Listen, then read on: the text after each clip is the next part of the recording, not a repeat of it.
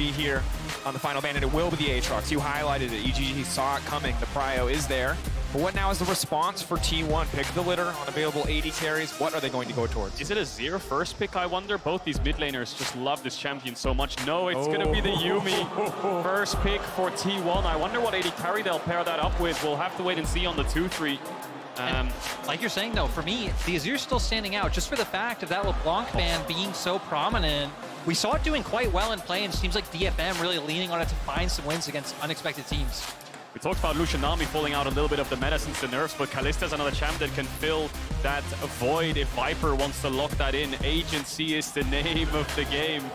And they're going to have a lot of proactivity on the bot side of the map. And the thing that excites me, believe it or not, is not the Viper Kalista. It is what it will enable for Meiko. What aggressive support pick we can see come out from him, because he is one of the greatest playmakers in the game, especially when he gets his hands on any kind of hard CC. He's got a plethora of options. We could see Nautilus on 3. We could even drop it to 4-5. Renata can work too if he wants to play a bit more of the ranged matchup. Now it's going to be a Sivir Yuumi here for T1. Could slam a Kalista Alistar here if EDG are feeling it in terms of finding those all-ins. Of course, Sivir really weak against the Alistar, but that's Faker's Akali locked in up against Scout. Yeah, and again, really interesting when the desk was hitting on it, you were hitting on it, things like Sivir Yuumi coming in when this could have been a favorable meta for T1, but at least Faker wanting to show a carry performance against his old understudy. Now looking at what EDG go on 3, they could just go towards support and match like you said as well, but if they want a favorable jungle option, but no, bringing back the Renata. Yeah, I think Renata is such a powerful pick alongside the Kalista. We could also see something like a Jarvan here on 4 for JJ. Hasn't played it that much throughout the regular season, but it's really good in things like the Sivir. We'll see what happens in this 4-5 bans where we've got a situation where mid and bot are picked for both sides. It's just jungle top really. T1 have the blind and they want to deny the strongest jungler from EDG, whereas EDG can take away those blinds, things like the cannon. Makes a ton of sense, and of course, EDG are going to have the luxury of the final pick here. Would not be surprised at all to see that save for Zeus at this point. Not really a lot of reason to counterpick jungle in the current meta, although it could still happen. Faker on the Akali, though, pretty exciting to watch, of course, especially when there's a Yuumi potential as we move into the mid to late game. Another bruiser that the Yuumi could mount onto. Feels like it would be very strong for the side of T1. I'm actually kind of curious what you think, Caedrel, about things like the Hecarim, right? Because in playing such a high prio, you have Sivir Yuumi, but it feels like today in groups, we're barely seeing it at all. Yeah, I wonder if people just don't like the way farming junglers work, if they're not kind of self-sufficient like a Graves, right? Yeah. Where he can actually skirmish alone, whereas Hecarim needs things around him to kind of draft around the champ itself, right? When you look at EDG, my read is Junjia was just the early game jungler. Pick him Poppy, pick him Trundle, he'll get you an early game read, whereas JJ's more of like the Wukong, the Viego, more of like the team fight orientated jungler. But the one jungler that stands out is Vi, I feel like, for JJ. He has an incredible win rate on it. I wonder if that's something he wants to pick up here, but there's the Jarvan ban up against the Sivir. You want to take that away and deny the engage onto Sivir. Vi is the follow-up after that, and it's going to get locked in. Excellent read, Caedrel. Obviously solid early game ganks as well. See what they can do and what the response is realistically going to be here from the side of T1. We have to debate here. Final round of picks. We'll need to blind pick their top laner as well. We have seen a lot of teams leaning towards things like the Fiora, and, you know, champions like Oner fall out of priority, but that was definitely something that Zeus leaned heavily on in the regular season. You might have just hit the nail on the head. It's going to be a Zeus blind pick Fiora. We'll see what Flandre's got in his back pocket to deal with that. He's played a plethora of ranged champs, can also play things like the Jax or a tank if needed. But Zeus coming out confident in this first game of Worlds for him. Now it's on Oner, what he wants to pick. We've seen a little bit of Viego today. A lot of junglers have been pinched. Wukong's kind of falling in and out. Lee Sin could be the pick, but it's a bit dangerous to go for Lee Sin because you're playing really heavy single target damage, lacking engage. Viego doesn't really fill that hole either very well, but at least you get resets. But Oner's going to go for it. Lacking engage, a lot of single target, but he's confident that he'll pull it off. Confidence in his own ability, confidence in his ability to land the kicks here. The hover overs coming through. What is the option going to be? How are they going to deal with the problem with Zeus on the top side of the map? It feels like something that is so hard to handle. Are we going to see a tanky option? We've seen this matchup a few times today. The Ornn could come through. A lot of team fight power on the side of EDG. Hard to weather the storm, yes, but if you make it to mid to late game, we saw exactly how strong this pick can be. It's a no-brainer. Look at EDG's comp. It's really well-rounded. Really good scaling, good engage, good team fight, fantastic early game through bot. I think EDG's comp is well-rounded, better than T1's, I would say, but T1's has skill expression. It has mobility. Fiora, Lee Sin, Akali, if you can make these individual outplays in team fights, you will take over the game. It's on EDG to shut this top side of T1 down. Yeah, and I mean, even just things like marking flanks in team fights is going to be so crucial for EDG, wanting that front to back. And again, for the side of T1, I think things looking pretty solid, especially Oner on the lease in is something I'm absolutely terrified of seeing. Playmaking is the name of the game for T1. Yep. Side lanes is the name of the game for T1. You touched on it, flanks as well. These are the things that EDG need to think about when they approach. They played all split. It's how they took down RNG. Again, MSI champions twice in a row. They're gonna have to do it here once again. Ho, ho, ho. This is it. T1 versus EDG. Stock standard level 1. Wards in bot brushes. Ranged matchup here, so you want to make sure you don't get any kind of cheese level 1. You want to make sure you can maintain that bot push. My eyes especially are actually going to be on Oner because, right, we've been talking about T1 wanting this playmaking. A lot of this in my mind going to come online once we get closer to things like the level 6 mark where Faker does have a lot more pressure. Zeus, we know as well, going to get pushed in the first few levels against Flandre. So a lot's going to be on Oner to see if he can find any opportunities or at least prevent EDG from making any early plays towards bot because you know that's what they want to do with Viper on Kalista. And I think the small kind of disadvantage T1 have in this early game is Akali won't really get the mid push. So when you're looking at these dives, there's no real way to contest it unless Oner can just kind of shadow them or Faker can threaten the TP down there. Scouts will push Faker in the early stages. Level 6 is where this comp comes alive in the mid jungle for T1. This is where they will start to have the kill pressure. Yeah, and it's obviously a death sentence to fall behind in the early game against a champion like Vi. Getting that ultimate online against a champion like Akali, limiting her ability to outmaneuver, get around some of these abilities. That said, looking on the top side, Zeus opting for the Ghost here can chase Flandre down in a long side lane. If we have a game similar to what we saw previously where a tower goes down early, it's not going to be quite as easy for Flandre to just sit in lane and weather the storm. Early trading in bot, that second brush helping them out to gap close onto Gumayusi. And Oner is pathing down towards that bot side, JJ similarly. So T1 not looking for options top, they're looking to defend their bot lane in the early stages, and then I expect them to start playing through mid and shutting down Scout. Faker will start to walk up, and of course the sustain the Akali has makes it so pushing her out of lane is quite difficult. Scout can get the push whenever he wants if he just puts 3 soldiers down and starts hitting the wave, but Faker will just have to micromanage the way Scout plays this lane, try to stay as healthy as possible, and look for a good TP back on a good item base. Zeus now stacking some top waves, or really hard to trade level 1 with the Fiora because of the vitals. Yeah, I'm kind of curious to see what ends up happening, especially like we were saying with Oner, because now EDG can be able to get this wave into turret, so could potentially set up for a bit of a bounce and bring JJ down to find this kill. But Oner, I mean, shadowing like we said, right? Because I feel like that was a big part of what we need him to do for T1 to get to the point in the game where they're hitting that power spike. And while, of course, they probably could have predicted that Oner would be pathing down to the bottom side, spotting him out there with the Sentinel from the Kalista does certainly help. JJ now moving down as well. See if this is going to be a point of action on the map. If both junglers are going to stick around for now. Viper and Meiko, no surprise, keeping the pressure up. Uma really going to struggle, and historically, Kalista feels so good in the Sivir because when you push Spell Shield as the Sivir, there's no right answer. Yeah. You're always just going to get eaten. It's a difficult one. Or an ult, whatever it may be, something's going to hit you no matter what, right? So Faker getting a little bit chunked out here, Scout having that push, and when it comes to setting up these bot dives, it's very easy to say on paper, just dive bots, right? Yeah. But it requires a lot of setup. Viper needs to stack these waves into Gumayusi, make sure he can't step up to clear them, and thin the wave before it pressures, and then JJ needs to be around, and Oner needs to be marked to make sure that it's on a 3v3 dive. So we'll start to see JJ move down towards this bot side we expect after this bot side crab, or look for a little bit of information as to where Oner is, who's actually just gone for a full clear. He will hit level 4, JJ is quite close to it. They will meet each other, and JJ will lose that 1v1, so playing a bit careful, playing on information, and T1 will spot out EDG's jungler. You can see advantage for Oner, but he's going to be forced to stick around here. Well, this way will be set to crash into the tower. EDG not going to fish for the die, but just going to keep the pressure up here as Oner he's on survival duty. You know, he's just going to get bullied around. Oh, my Zeus, that's clean. He just riposted the kind of like knock-up that the Ornn Q does for a frame of a second to stun Flandre, so good mechanical play there by Zeus. And the more that this lane is in isolation, the better it is for him, right? If it's all about Oner covering bot and JJ threatening it, the Fiora will just find an advantage on her own. TP's coming back here from Scout and Flandre.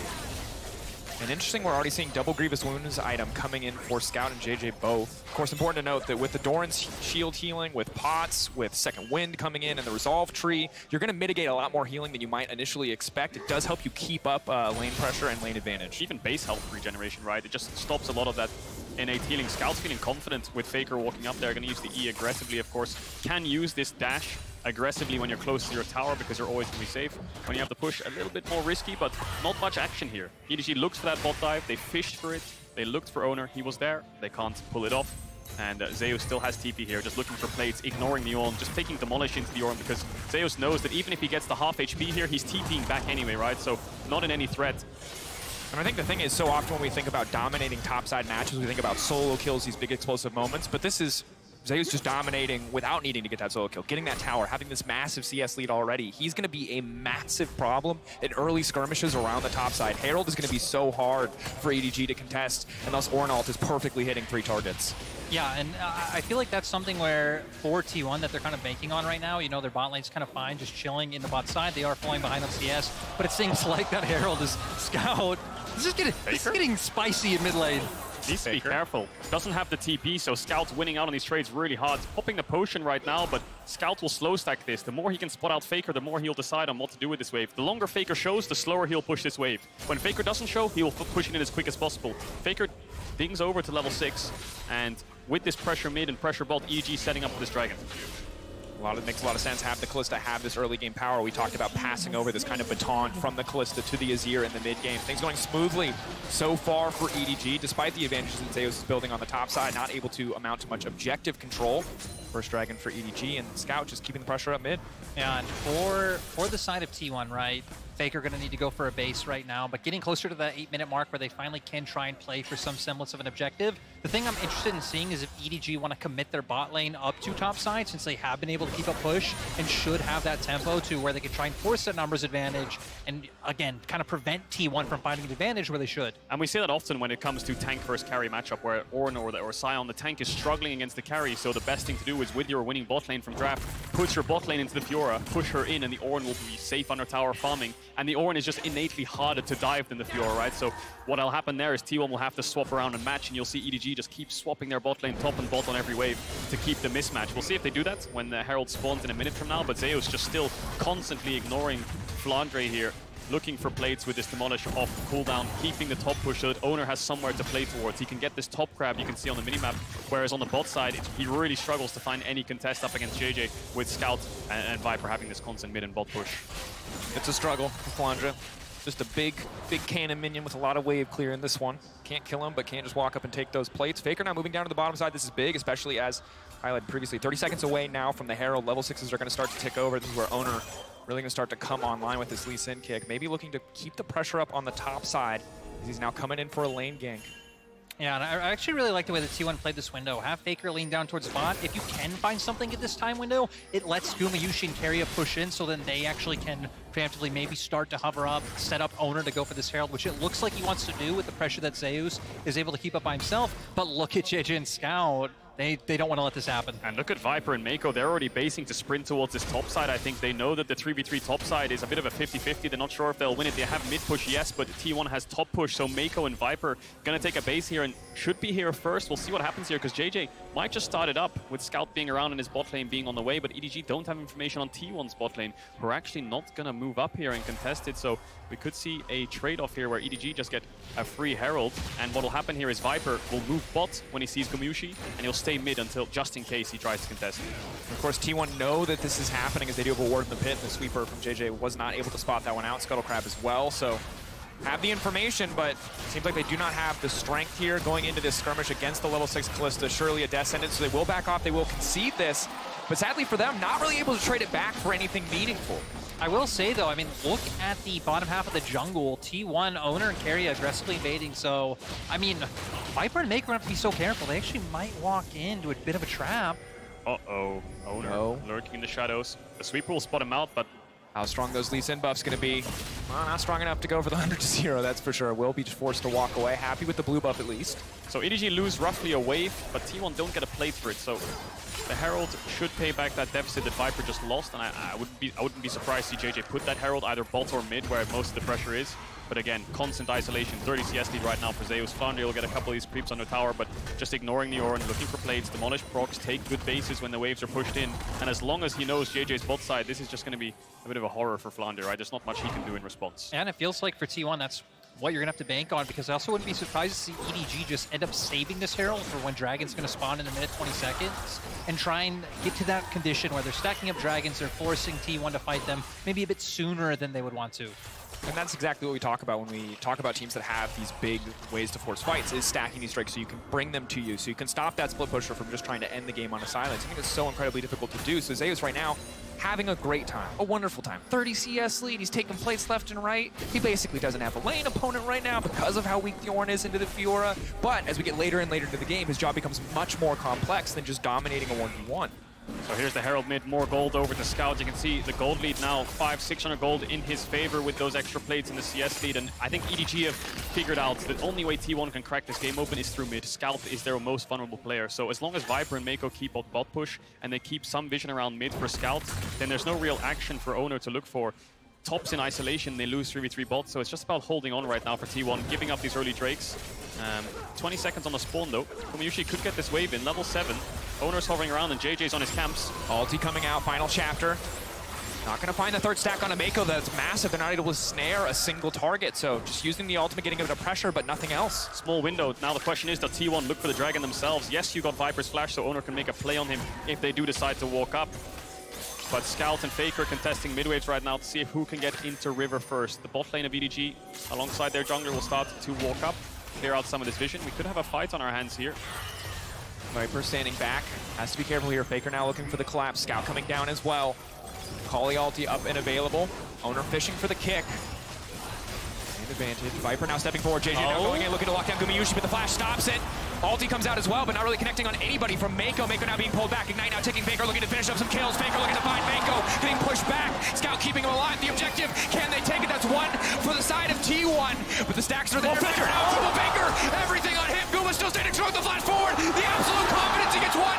Can he get two? Faker now sitting forward. They can't finish Guma. It's massive for the side of T1. The Dragon still standing. Scout now walking away. TP now coming in. Fiora just returning to the top lane. It is a mess on the bottom side. Scout still in the area, but T1 will finally take the Cloud Drake. And we see T1 playing for those outplays, playing that game of inches. Exactly what you said, Caedrel. Faker going in so aggressively, able to put the pressure there, and Guma's flash to follow up is beautiful. Great skill expression there from T1, but I will say that both the engages were a bit scuffed there from both sides. Oner looking for a kick flash onto the support, I think it was. We'll have to see the replay. And then Scout and JJ just diving onto a Sivir who just spell shielded the Violed. From that point onwards, there's a lot of back and forth because both front lines had dived onto each other's back lines, and it was kind of like 2v2 split.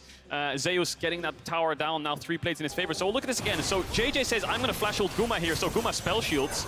And then Oner, what does Oner do here? He looks for the kick flash onto Meiko, but he gets pulled away as he flashes forward. So both engages are a bit scuffed, but from this point onwards, we see the skill expression from the mobility of T1. EDG trying their best to try to play as a team, play as a death wall, and look for front to backs, but T1 just don't give it to them. Yeah, I mean, again, Faker with that E just able to get right in the middle of them. So many of EDG's defensive tools were already used trying to find the aggressive play, and it gives that window for Guma to go in, find the kill, and the fact that Keria on the Yuumi, such an annoyance. You know you aren't going to be able to finish off those low health bars.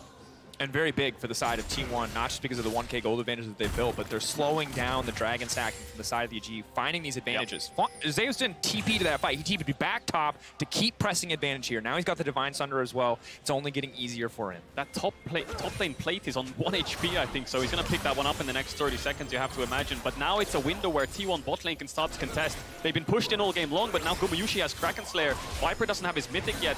Faker's got a kill as well, so that negates the gold deficit he had from the plate. So the 3v3 slightly in their favor. Guma no flash though, so needs to be really careful of Vi just queuing over this wall. Kalista ulting in the Renata to get the initial spell shield. Oh, Zeus also doing so much work. Engage. Just trading ultimates, really. JJ now taking so much damage. Scout off to the side as well, trying to zone away Faker. Oner on the way in. On the hunt has been used. Prowling projectile connects on JJ. They cannot let that hit the Vi. Will dash out just in time as the tower falls topside. T1 are getting everything that they want across the map. They really are, and you have to question what JJ's doing there. He just ulted into a Sivir spell shield again and got nothing. Sivir just ulted away, spell shielded the ult, and just kind of ran. And now it's Oner and Keria on the aggressive, looking for the enemy blue buff. Scouts around, but JJ has no ult.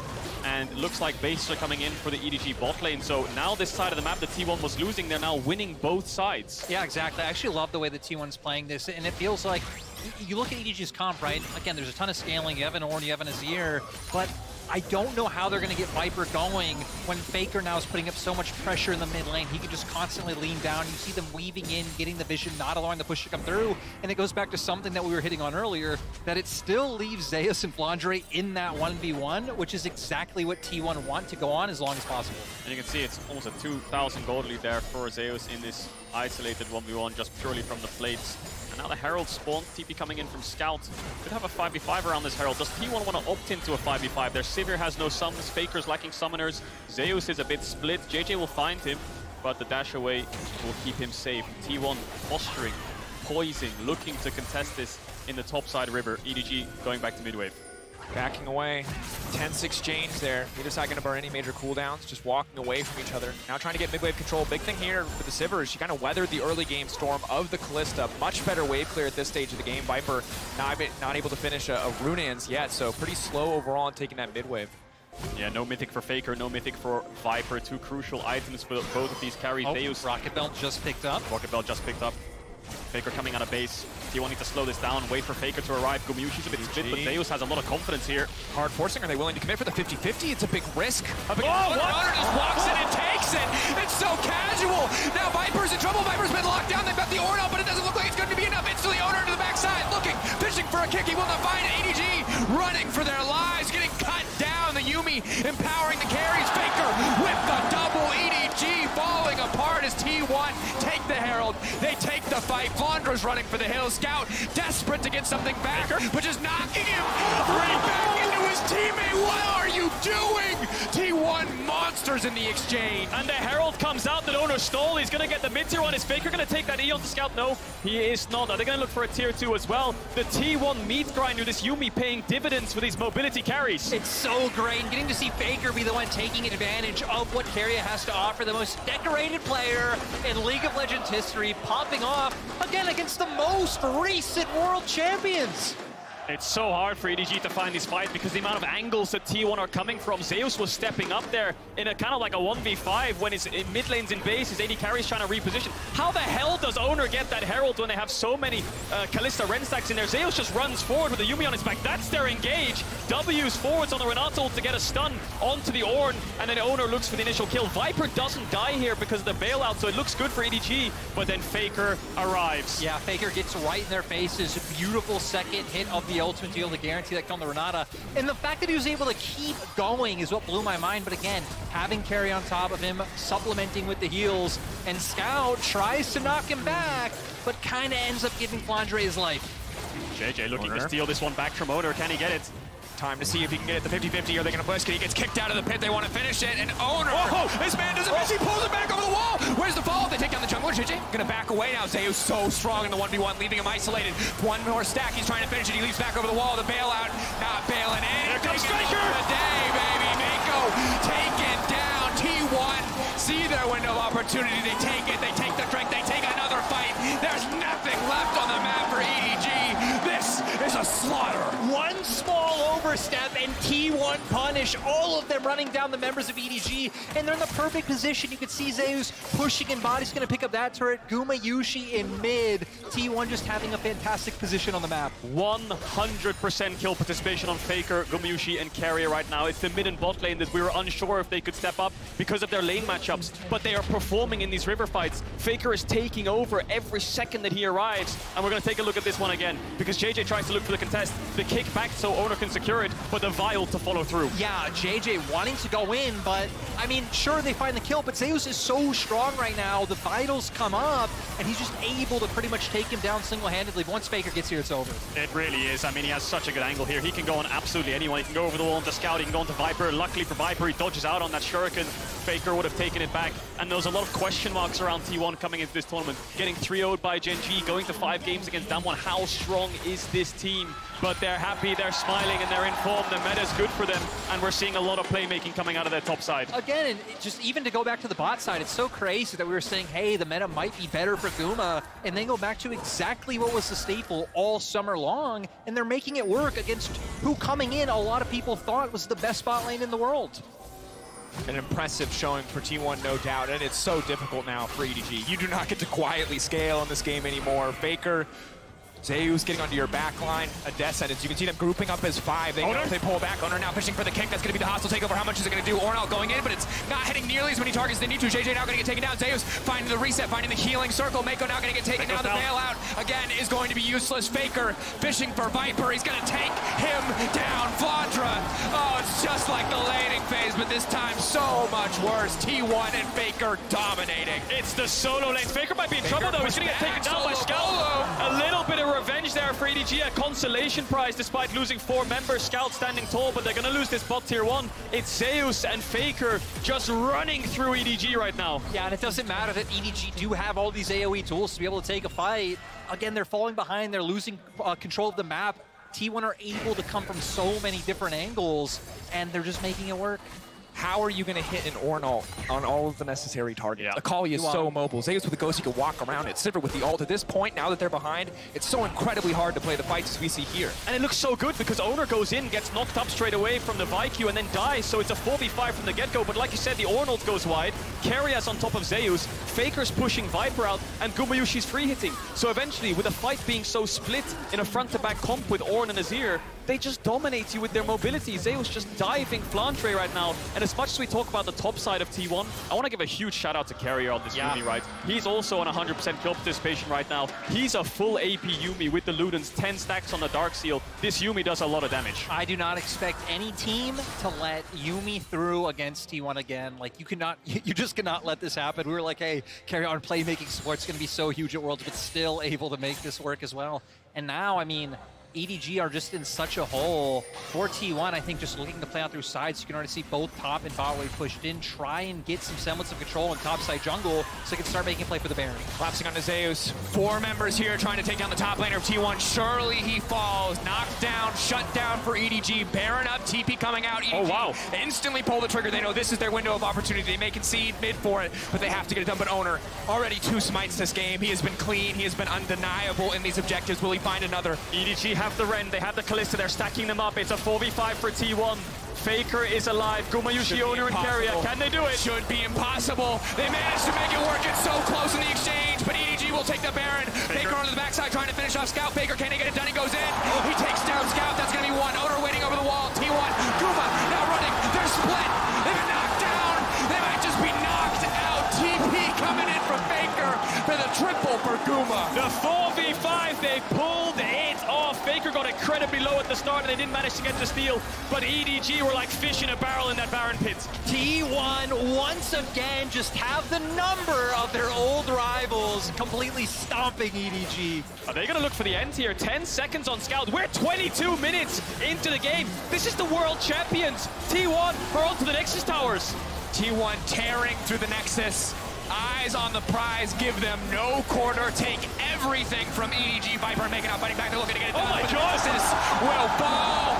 22-minute victory. T1 unleashed on the international stage. What is this T1 team? The second they got a lead, they just didn't let it go.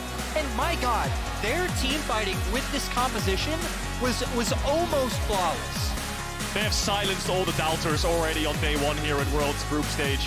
Incredible performance from absolutely everyone. Doubts around Gumayusi, picks the Sivir, does his job fantastically. Keria's Yuumi, the mobility of the top side. EDG, despite having this good, well-rounded scaling comp, just had absolutely no answers to the skirmishes and the aggression from T1. Second fastest game in the tournament. And Zeus is a promise realized. We knew that he could dominate Flandre if he was set up to do so. He absolutely did. Left on that island, he built an incredible individual advantage. The rest of the team, you've weathered the storm now. Gumayusi and Keria against Viper. That's it. That's the storm, bro. And only more to show here from T1. Incredible, incredible performance. Again, just so huge to see. I mean, right?